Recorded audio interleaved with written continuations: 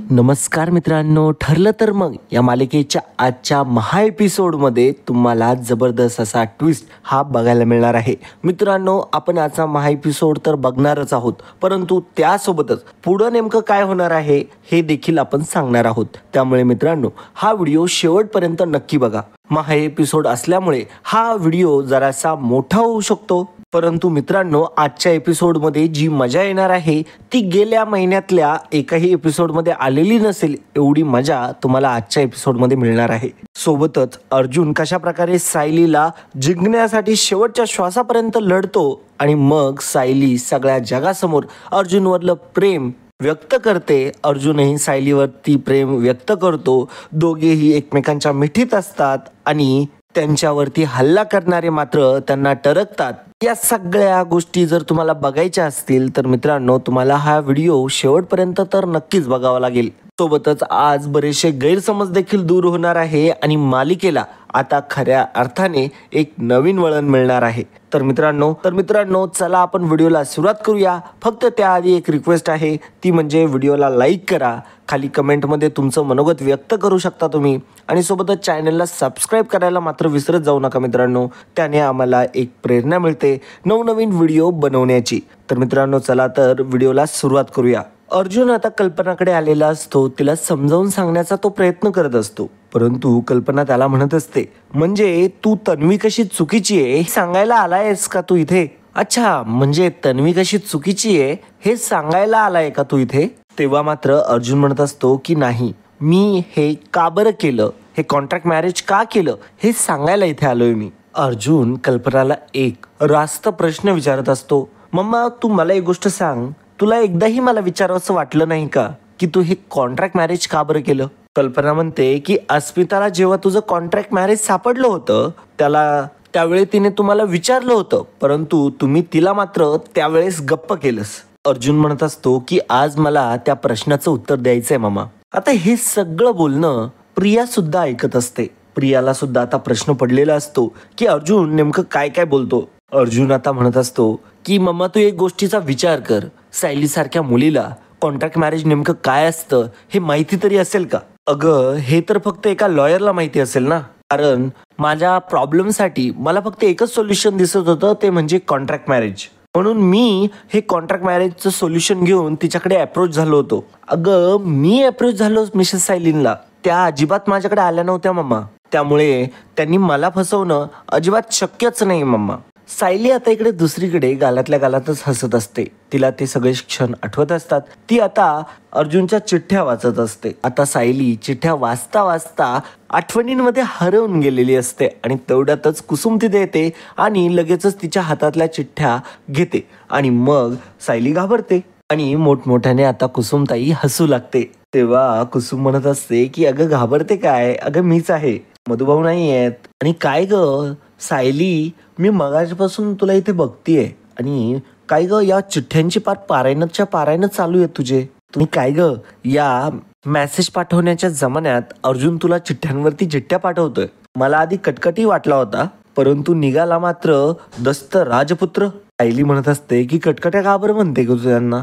आमच्या घरातलं तेज आहेत ते आजूबाजूला जरी असले ना तर सगळ्यांच्या चेहऱ्यावरती हसू असतं.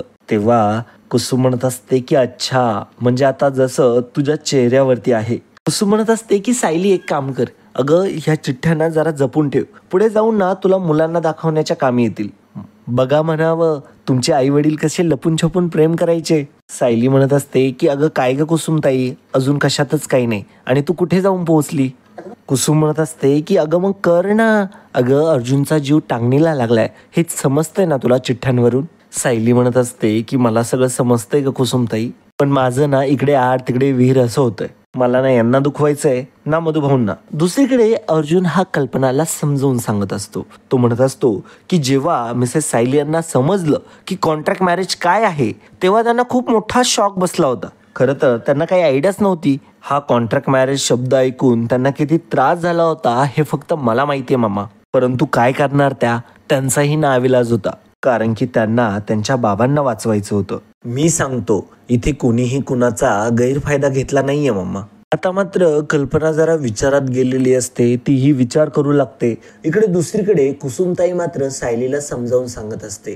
सायलीला ती म्हणत असते, हे बघ सायली, आता तू पुढाकार घ्यायला हवा. हे बघ, बाप बापाचं काम करतोय, नवरा त्याच्या बायकोवरलं प्रेम दाखवतोय, दोघेही आपापली कर्तव्य पार पाडताय. पण तू काय करतेयस? आता तू पुढाकार घ्यायला हवा. हे बघ, तू अर्जुनचा अंत पाहू नकोस. तुझ्या प्रेमाखातर त्याने आतापर्यंत झालेला सगळा अपमान सहन केलाय, पण शेवटी अगं तो पण माणूसच आहे ग.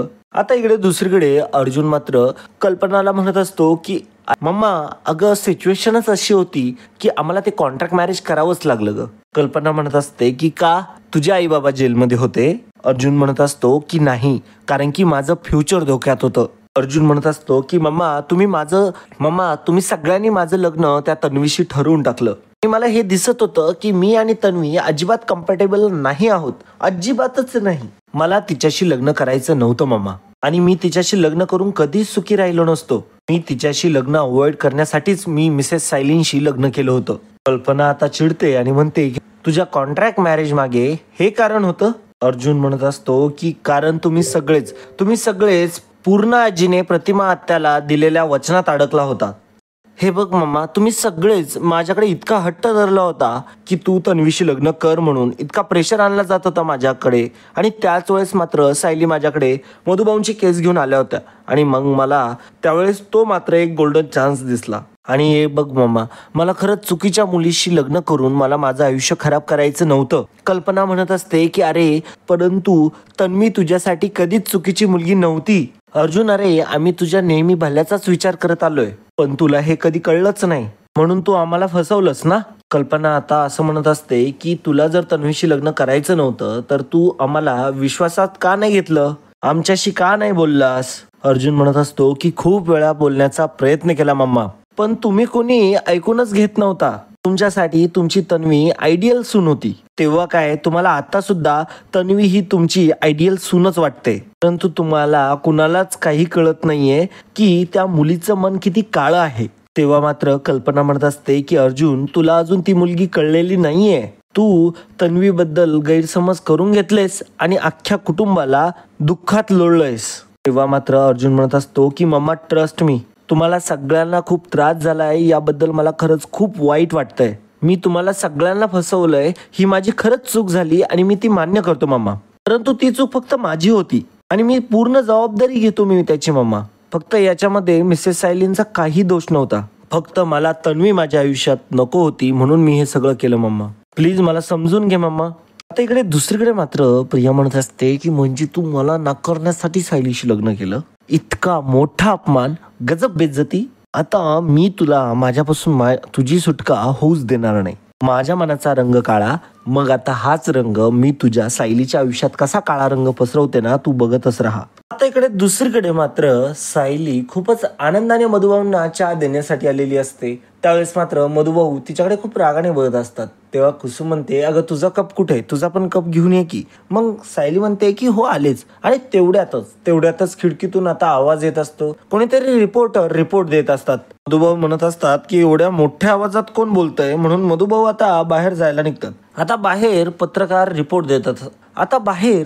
रिपोर्टिंग करत असतात आणि ते खूप वाईट पद्धतीत सायली आणि अर्जुनला दाखवत असतात. तर बघूया सायली मधुकर कोण आहे आणि सायली मधुकरचा नामवंत वकिलाशी नेमका काय संबंध आहे. आणि तुम्हाला हा संबंध कळला तर तुमचं डोकं चक्रावून जाईल. या क्षणाची सगळ्यात मोठी ब्रेकिंग न्यूज, सायली मधुकर आहे अर्जुन सुभेदारांची कॉन्ट्रॅक्ट वाईफ. हो, तुम्ही बरोबर ऐकतायत. त्यांचं लग्न झालेलं नाहीये, तर ते आहे त्यांच्यामधलं फक्त एक कॉन्ट्रॅक्ट. हा अशा एका लग्नाचा एक बाजार मांडला गेला इथे. आता मात्र ही गोष्ट सगळ्यात चाळीला कळालेली असते, सगळ्या टीव्ही वरती कळालेली असते. आता रिपोर्टिंग चालू झालेली असते आणि तेही सुभेदारांच्या अशा मोठ्या नामवंत घरात आणि जनता चाळीत, अशा सभ्य चाळीमध्ये. आता चाळीतल्या बाया एकमेकांना विचारत असतात, हे काही खरं आहे का? एक म्हणत असते, ती सायली इतकी साधी भोळी दिसते, तिच्या चेहऱ्यावरती तर माशी सुद्धा हलत नाही, पण तुम्हाला माहितीये का हे लग्न खोटं आहे, अशी कशी का वागली असेल ती, असं आता त्या बाया एकमेकींना बोलत असतात आणि त्यांचं हेच बोलणं सुरू असतं. आता बायांमध्ये नको त्या चर्चा सुरू झालेल्या असतात. परंतु आता वाडीतल्या ज्या काही मुली असतात त्या म्हणत असतात की आपण त्या पत्रकारांपेक्षा तिला जास्त ओळखतो आणि उगाचच त्या पत्रकारांचं काही ऐकून तिच्याविषयी असा गैरसमज करून घ्यायला नकोय आपण. आता मात्र सायलीला चक्र यायला लागलेले असतात, कारण की अशा पद्धतीने तिच्या समोर प्रश्नांचा बडीमार झालेला असतो. सोबतच बेइज्जतीची हद्द पार केलेली असते. जर्नलिस्टने रिपोर्टर काहीच्या काही पण बोलायला लागलेले असतात. ही सगळी अवस्था बघून, ही सगळी परिस्थिती बघून सायलीला चक्कर आलेली असते आणि सायलीला खूप जास्त वाईट वाटायला लागलेलं असतं. कुसुमताई सायलीला सावरत असतात. सायली, मधुभाऊ आणि कुसुम आता घराच्या बाहेर आलेले असतात. तेव्हा पत्रकार म्हणतात की ते बघा तिकडे आहेत सायली सुभेदार, आणि असं म्हणतच सगळे पत्रकार एकाच दिशेने धाव घेतात, ती म्हणजे आता सायली आणि मधुभाऊंकडे. आणि मग ते तिथे आल्यानंतर काहीच्या काही पण प्रश्न आता विचारायला सुरुवात करतात. एक पत्रकार म्हणत असते, सायली सुभेदार, तुमच्यात आणि अर्जुन सुभेदार यांच्यात झालेल्या कॉन्ट्रॅक्टमध्ये नेमकं काय काय लिहिलेलं होतं? कॉन्ट्रॅक्ट मॅरेज म्हणजे नेमकं काय? तुमच्या प्रेक्षकांना तुम्ही जरा सांगता का? असं एक दुसरी रिपोर्टर आता सायलीला प्रश्न विचारू लागते. तुमच्या जीवनातलं हे पहिलं कॉन्ट्रॅक्ट आहे की याच्या आधीही तुम्ही वेगवेगळ्या व्यक्तींसोबत असे वेगवेगळे कॉन्ट्रॅक्ट केलेत का? तुम्ही अशा कॉन्ट्रॅक्टसाठी एका वर्षाचे किती चार्जेस घेतात? सायली मात्र स्तब्ध उभी असते.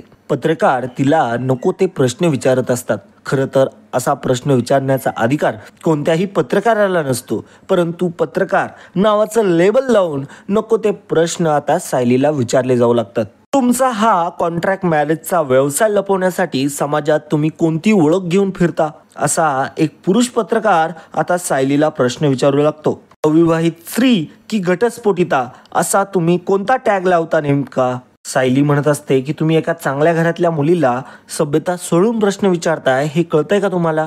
सायली म्हणत असते की आणि मुळात तुम्हाला इथं कोणी पाठवलंय? आता तुम्ही इथून निघा, कारण की तुम्हाला जशा हव्यात ना धक्कादायक बातम्या तशा तुम्हाला आता मिळणार नाहीये. निघा पहिले तुम्ही इथून. एक पत्रकार आता सायलीला प्रश्न विचारू लागते. म्हणत असते की तुम्ही आमच्या प्रश्नांची फक्त उत्तरं द्या. मला सांगा, तुमच्यात आणि अर्जुन सुभेदार यांच्या कॉन्ट्रॅक्ट मॅरेजमधून जर मूल जन्माला आलं असतं तर मात्र त्या मुलाची जबाबदारी कोणी घेतली असती? कुसुम आता चिडते आणि म्हणते की अरे हे काय विचारताय तुम्ही? लाजाबिजा सोडल्यात की काय तुम्ही? एक पत्रकार म्हणत असते की मग तुम्ही त्या मुलाच्या नावाने तुम्ही त्यांना ब्लॅकमेल केलं असतं का? कुसुम म्हणत असते की अरे जरा जिभेवरती लगाम ठेवा. अरे डोकं बिकं फिरलं की काय तुमचं? एक पत्रकार म्हणत असते की मला सांगा, तुमचं पुढचं कॉन्ट्रॅक्ट कुणाशी आहे?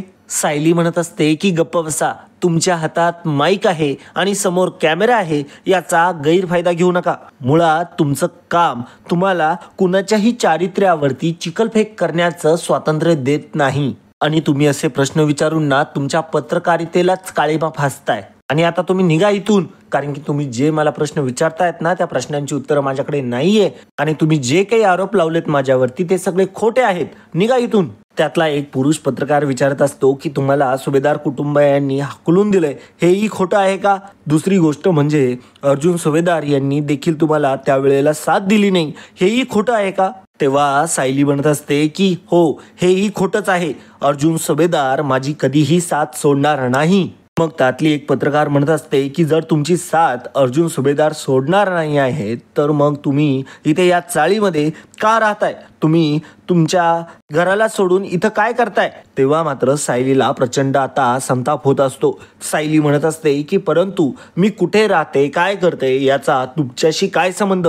ती माझी एक पर्सनल लाईफ आहे आणि तुम्ही माझ्या या पर्सनल लाईफ विषयी असे प्रश्न विचारताय तरी का? आणि तुम्हाला कोणी सांगितलं या सगळ्या गोष्टी? या सगळ्या गोष्टी खोट्या आहेत. आणि अर्जुन सुभेदार यांच्याशी माझं लग्न झालेलं आहे, ते माझे पती आहेत आणि मी त्यांची पत्नी आहे. त्यामुळे तुम्ही आमच्यावरती असे खोटारडे आरोप लावू नका. तुम्हाला सत्यता माहीत नाहीये तर निदान असे गैरसमज समाजामध्ये पसरवू नका आणि तुमच्या पत्रकारितेला काळीमा फासू नका, असं आता सायली त्यांना म्हणत असते. त्यातली एक पत्रकार म्हणत असते की मला सांगा, तुम्ही आता इथून कुठे जाणार आहात आणि अजून किती कुटुंबांना असं फसवणार आहात? मधुभाऊ आता चिडतात आणि म्हणतात की बस झालं, असले गलिच्छ प्रश्न पुन्हा पुन्हा विचारू नका. माझ्या मुलीवरती असे बेताल आरोप करण्याची तुमची हिंमतच कशी झाली? तेव्हा आता त्यातली एक पत्रकारिता म्हणत असते, म्हणजे तुम्हीच मधुकर पाटील आहात का? मला खुनाच्या आरोपातून वाचवण्यासाठी सायली ही सुभेदारांच्या घरात लग्नाशिवाय राहिली का? तेव्हा सायली म्हणत असते की मी लग्न केलंय. आणि हे इथे हजर असलेल्या सगळ्यांनी नीट ऐकून घ्या, माझं आणि अर्जुन सरांचं लग्न झालेलं आहे. मी त्यांची कायदेशीर विधिवत पत्नी आहे. त्यातली एक पत्रकार म्हणत असते की काय, पण आम्हाला आमच्या सोर्सेस कडून तर मात्र वेगळीच माहिती मिळाली. एक पत्रकार म्हणत असते की मधुकर पाटील, तुम्ही तुमच्या मुलीचा स्वतःला वाचवण्यासाठी उपयोग करून घेतला का? आणि तुम्ही तर आश्रम चालवत होता, याचा अर्थ तुम्ही इतर मुलींशी सुद्धा असंच वागलाच असाल, त्यांचाही असाच वापर करून घेतला असेल. तेव्हा मात्र आता सायली चिडते आणि म्हणते की गप्प बसा, माझ्या वडिलांच्या विरोधात एकही चुकीचा शब्द वापरला तर मी खपून घेणार नाही. देव माणूस आहेत ते, आणि तुमचं नाव घेण्याची सुद्धा तुमच्यात योग्यता नाहीये. त्यातला एक पत्रकार म्हणत असतो की परंतु त्यांनी स्वतःला सोडून घेण्यासाठी तुम्हाला कॉन्ट्रॅक्ट मॅरेज करायला लावलं, हे तुम्ही नाकारतायत का? मधुभाऊ म्हणत असतात की मी नाकारतोय हे. आता जास्त काही बोलशील ना तर तुझी जीभ हासडून हातात देईल हा तुझे.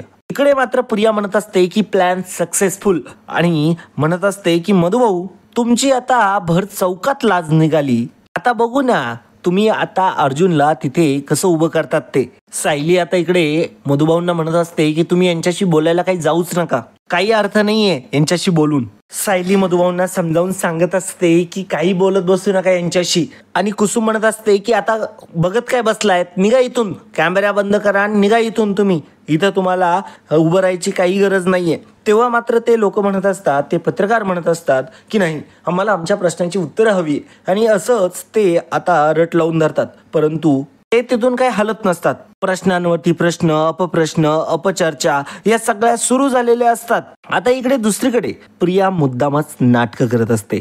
तिचाच हा मास्टर प्लॅन असतो.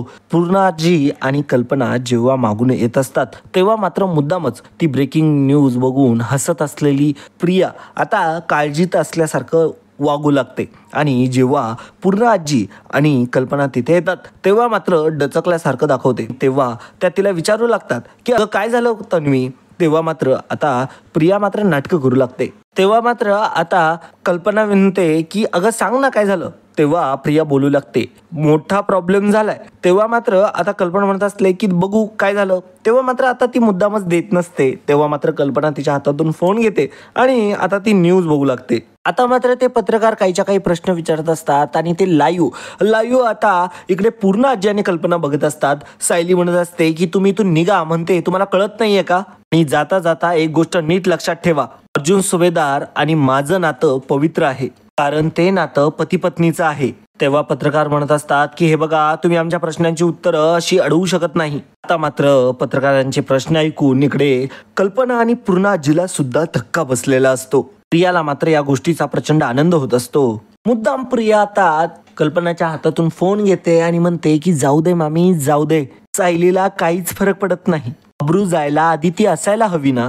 परंतु सुभेदारांचं नाव केवढं मोठं आहे. आज या सगळ्या गोष्टींमुळे आपल्यावरती चिखल उडतोय. आणि आता हे सगळं कोणी केलं असेल तर हे तर प्रियानेच केलेलं असतं. प्रियानेच ते पत्रकार तिथे पाठवलेले असतात आणि ही गोष्ट तिनेच लीक केलेली असते समाज माध्यमांमध्ये. किंवा कल्पना म्हणत असते की परंतु ही गोष्ट मीडियापर्यंत गेलीच कशी. किंवा मात्र आता प्रिया म्हणत असते की आपल्यातलं तर कोणी सांगितलं नसणार आहे, परंतु हे सायलीनेच सांगितलं असणार आहे. मात्र पूर्णाजी आता एक प्रश्न म्हणत असते.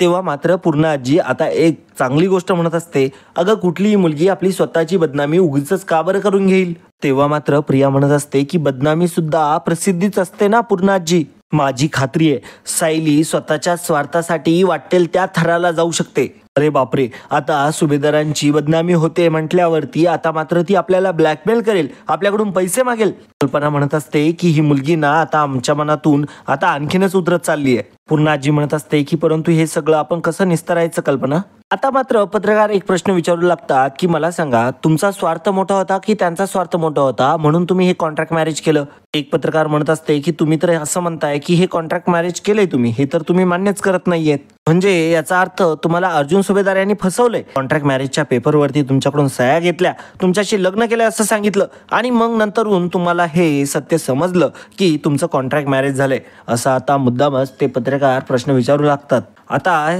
तुम्हाला तर फसवलंय म्हणजे त्यांनी स्वतःच्या कुटुंबाला पण फसवलंय, असे आता मतीत प्रश्न काढून आता काहीच्या काही पण ते पत्रकार बोलायला लागतात. आता मात्र होते एंट्री ती अर्जुनची. आणि अर्जुन आल्यानंतर सगळ्या पत्रकारांना आता धमकावतो आणि म्हणतो की 1 मिनिट. आता कुठे सायलीच्या जीवात जीव आलेला असतो. अर्जुनला बघून सायलीच्या चेहऱ्यावरती आता आनंद असतो. आता मात्र इकडे दुसरीकडे प्रिया म्हणत असते की मामी मामी अहो बघा आता तिथे अर्जुन आलाय अर्जुन. आणि असं म्हणतच आता मात्र कल्पना आणि पुन्हा आजीला धक्का बसलेला असतो पुन्हा एकदा. बघा आता तो त्या दोघांची बाजू घेणार. अर्जुन आता म्हणत असतो की हे मीडियावाले इथे कसे काय आले आणि मला एक गोष्ट सांगा कुणाची परमिशन घेऊन तुम्ही इथे आलात. तेव्हा मात्र एक पत्रकार म्हणत असतो की हे बघा अर्जुन सुभेदार. तेव्हा मात्र अर्जुन म्हणतो की हो तोच अर्जुन सुभेदार ज्याच्या बायकोबद्दल आणि त्याच्याबद्दल तुम्ही नॉनसेन्स प्रश्न विचारताय आणि हे असे घाणेरडे आरोप करताना तुम्हाला जरा सुद्धा लाज नाही वाटली. तुमचे वर किती कुठे गेले. तेव्हा मात्र एक पत्रकार म्हणतो की आम्हाला आमच्या सोर्सेस कडून कळलंय की तुमचं लग्न खोटंय. तेव्हा मात्र अर्जुन म्हणत असतो की शट युअर माउथ. आणि हे बघ मी तुला माझं मॅरेज सर्टिफिकेट दाखवावं एवढी लायकी नाही तुझी आणि हे असले आरोप करतोयस ना म्हणून मी तुझ्यावरती मानहानीची केसही करू शकतोस हे विसरू नकोस. आणि कोण समजता तुम्ही स्वतःला. दुसऱ्याच्या पर्सनल लाईफ बद्दल असं चुकीचं पसरवण्याचा हक्क तुम्हाला कोणी दिला. For now just get lost out. आता मात्र सगळे पत्रकार घाबरलेले असतात आणि त्यांनी त्यांचे माईक खाली घेतलेले असतात. परंतु ते पत्रकार तिथेच उभे असतात. तेव्हा मात्र अर्जुन म्हणत असतो की तुम्हाला ऐकू नाही आलं. तुमच्यामुळे माझ्या बायकोला त्रास होतो इथे. So please get lost. आज तुम्ही जर्नलिझमची हद्द पार केली आहे. तुम्ही आताच्या आता इथून नाही निघालात ना तर उद्या सकाळपर्यंत तुमच्यावरती इतक्या केसेस असतील की तुम्ही पुढचे 10 वर्ष तुम्ही जेलमधून कधीच बाहेर पडू शकणार नाही. की पुढचे 10 वर्ष तुम्ही जेलमधून कधीच बाहेर पडू शकणार नाही. Can you here it. Get out. आणि मग काय लगेचच ते पत्रकार तिथून घाबरून मागे निघतात आणि ते पत्रकार आता तिथून पसार होतात. आता मात्र सायलीला दिलासा वाटत असतो. अर्जुन येताच तिच्यामध्ये मात्र एक वेगळीच एनर्जी येत असते. अर्जुनला बघून तिला आनंद होत असतो. आता इकडे दुसरीकडे मात्र प्रिया मुद्दामच कान भरून देण्याचं काम करत असते. कल्पना आणि पूर्णाजीला म्हणत असते की मी म्हंटल होतं ना हा अर्जुन तिथे रोज जातो त्या चाळीमध्ये. हा काय वेडा आहे का अर्जुन. आता मीडियामध्ये तर उलटच पसरणार की हा अर्जुन सुद्धा चुकलाय. त्याने सायलीशी कॉन्ट्रॅक्ट ठेवून सुभेदारांना याच्यामध्ये अडकवलंय. इतकी वर्ष कष्टाने कमवलेलं नाव आता या लोकांमुळे मातीमोल होणार आहे असं आता पुन्हाजी म्हणू लागते. आता मात्र मुद्दामच प्रिया नाटक करत म्हणत असते की परंतु अर्जुन तिथे जातोय हा आपला प्रॉब्लेम आहे आणि असं म्हणतच रडतच तिथून आता प्रिया निघून जाते. तेव्हा मात्र आता कल्पना म्हणत असते की काय करायचं पूर्णाजी. तेव्हा पूर्णाजी म्हणत असते की तन्वीला इतका त्रास होतोय आपल्याला इतका होतोय म्हटल्यावर तिला किती होतोय. तिला आता त्यातून इतकं बाहेर कसं काढायचं असं आता पूर्णाजी म्हणत असते. आता हा सगळा प्रियाचाच डाव असतो. कल्पना म्हणत असते की तन्वीला आपण ओळखण्यात उशीर केला ना त्याचीच आपण आता शिक्षा भोगतोय. आता मात्र इकडे दुसरीकडे अर्जुन हात जोडून मधुभाऊंसमोर उभा असतो. म्हणत असतो की मला माफ करा मधुभाऊ. माझं खरंच चुकलं. मला माफ करा. आणि या मीडियापर्यंत कोणीतरी मुद्दामून हे सगळं फीड केलंय. मी त्याला शोधून काढेलच. तुम्ही काळजी करू नका त्याची. परंतु आतासाठी मला माफ करा. मधुभाऊ म्हणत असतात की झाली तुझी सगळी नाटकं करून. हे बघ समाज काय म्हणेल या भीतीपोटी मी आजपर्यंत तुझ्याशी नीट वागत आलो. मनात नसतानाही मकर संक्रांतीच्या कार्यक्रमात मी तुला सहभागी करून घेतलं. परंतु आता मात्र याच्यापेक्षा जास्त अजून काय डिंडोरे याच्यापेक्षा काय अजून बदनामी होईल. तेव्हा मात्र अर्जुन बोलायला जातो. मधुभाऊ म्हणतात की माफी मागण्यासाठी आता तोंडही उघडू नकोस. तेव्हा मधुभाऊ म्हणत असतात की बघा या माणसाचा हा खरा चेहरा आहे. बघा तुम्ही याला गुणी समजत होता ना तर त्यातला आता एक माणूस म्हणतो की हा तर राक्षस निघाला. आता सगळे जण अर्जुन विषयी आता गैरसमज करून घेतात. आता मात्र अर्जुनचा सर्वांनाच राग येऊ लागतो. मधुभाऊ आता सायलीचा हात धरतात आणि अर्जुनकडे लोटतात. आता मात्र अर्जुन आणि सायली दोघेही एकमेकांकडे बघत असतात. मधुभाऊ तिथे येतात आणि म्हणतात की आजपर्यंत तुमचं दोघांचं काय चाललंय मला दिसत नाही असं समजता का. मला मूर्ख समजू नका. सायली आता मी तुला शेवटचं सांगतोय. आता इथून सरळ तू निघायचं आणि स्वयंपाक घरात जाऊन बसायचं.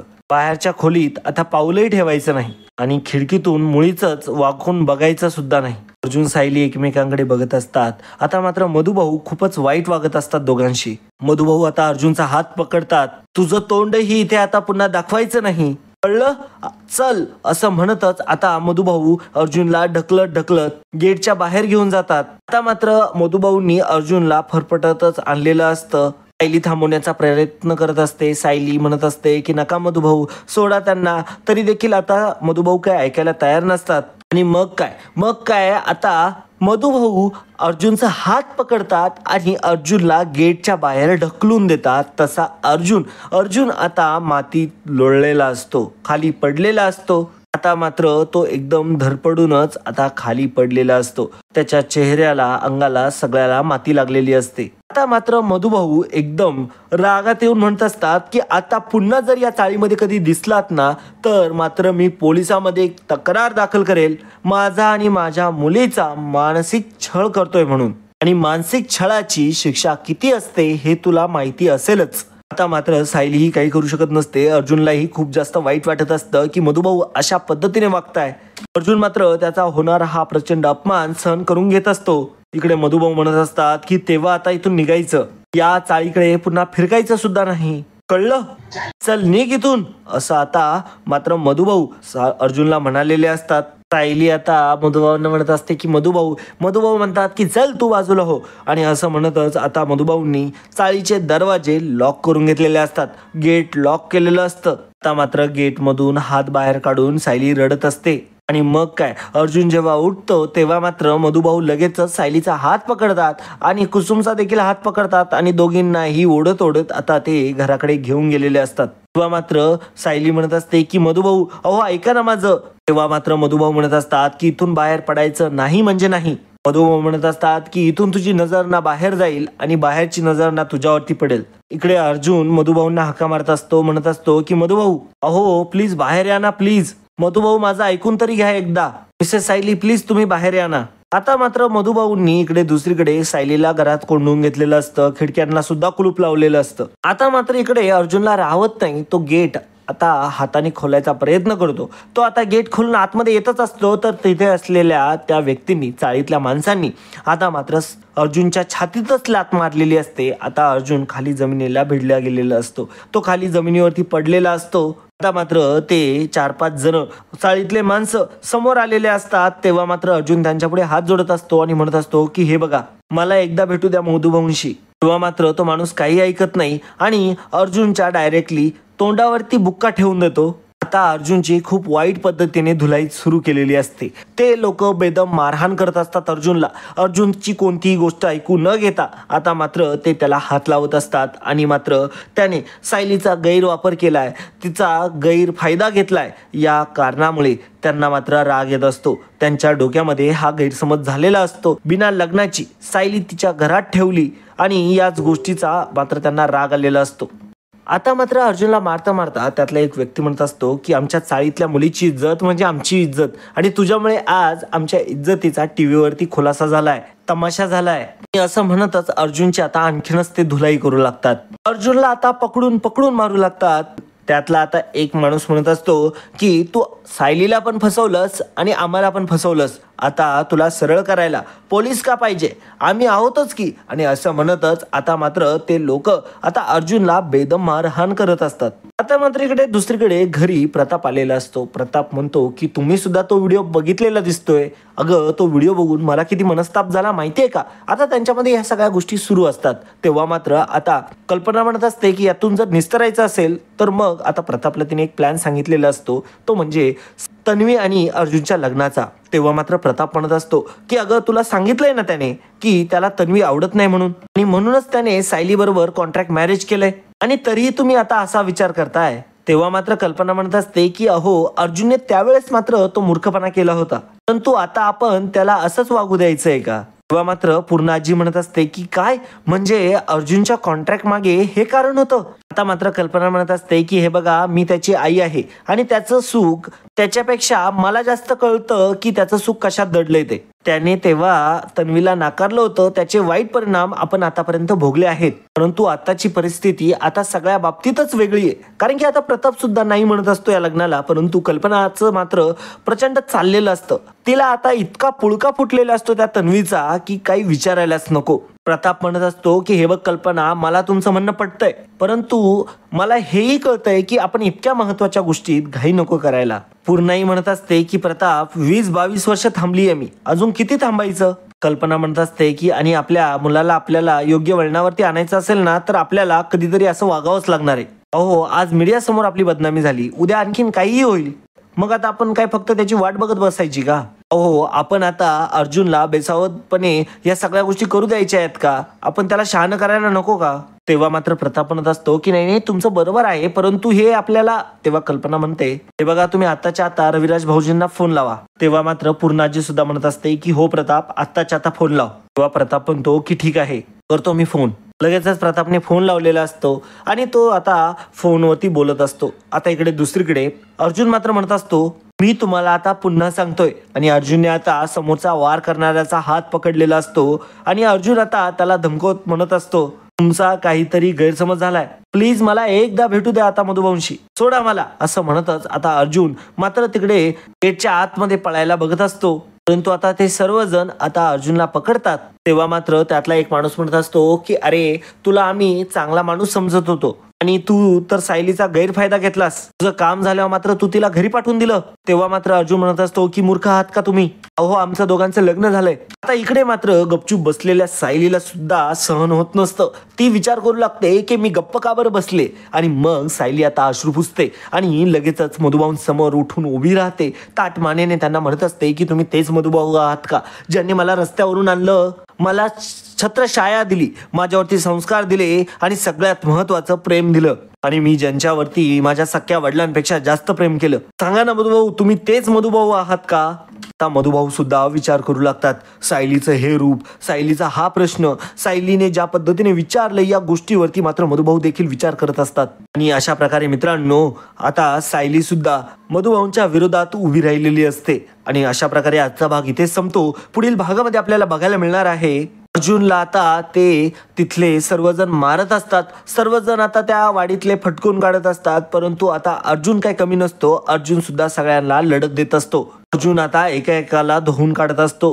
अर्जुन एकेकाला चांगलाच धुतो. आता मात्र जे त्याला मारत असतात त्यांना मात्र इज्जत देत तो स्वतः मार खाऊन घेत असतो. परंतु एका क्षणानंतर मात्र अर्जुन आता त्यांना फटकावायला सुरुवात करतो.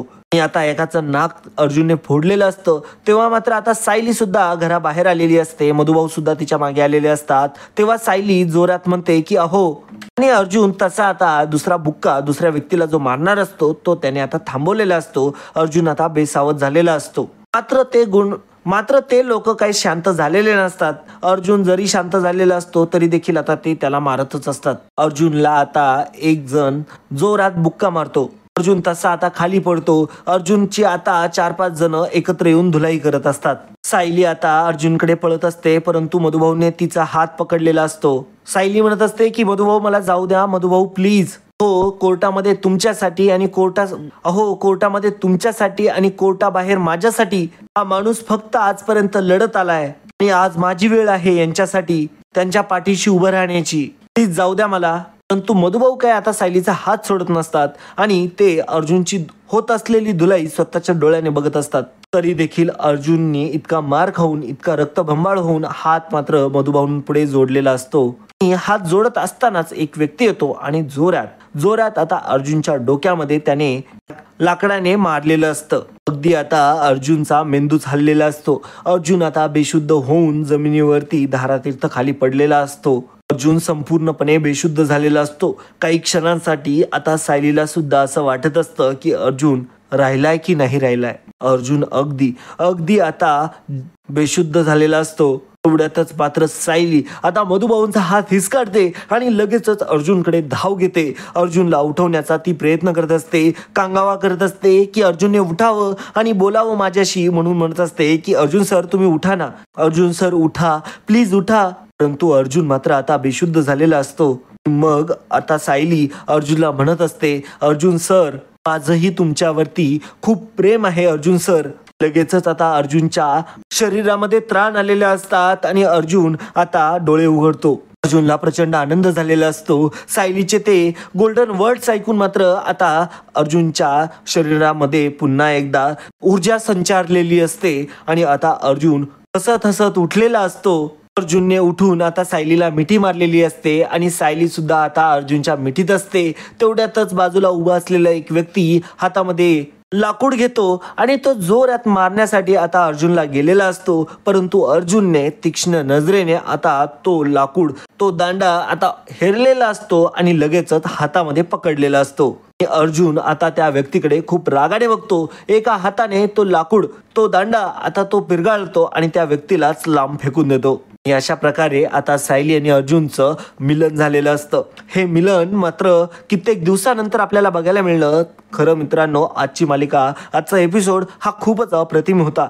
तर आता नेमकं पुढं काय होणार आहे हे जर तुम्हाला जाणून घ्यायचं असेल तर मित्रांनो कमेंट बॉक्समध्ये मित्रांनो बघूया पुढे नेमकं काय होतं ते. तर मित्रांनो आजच्यासाठी इतकंच. पुन्हा भेटूया पुढच्या भागामध्ये. तोपर्यंत जय हिंद, वंदे मातरम. धन्यवाद.